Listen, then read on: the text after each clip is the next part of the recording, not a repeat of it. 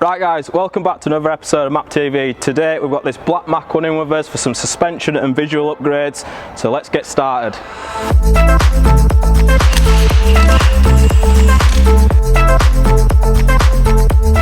First things first, we'll be starting with a Steeda dual rate springs. This will give the car a 3/4 inch drop along with an improved vehicle weight management. Next we have the alignment sleeves to ensure the subframe is true to the centre line of the car.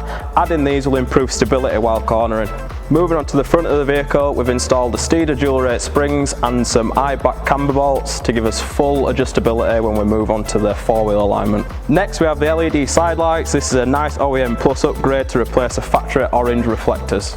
Now all the upgrades are done, it's onto our four-wheel alignment system to get the car fully aligned and into our custom specifications.